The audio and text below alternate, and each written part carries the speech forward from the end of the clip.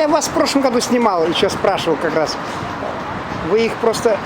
Они здесь, вы их кормите, не дома держите, просто приходите и кормите. Нет, дома нет. Просто храни. Вы что, они мне тут уже вот так вот. Вы просто на них пожертвования собираете, покупаете, кормите, да?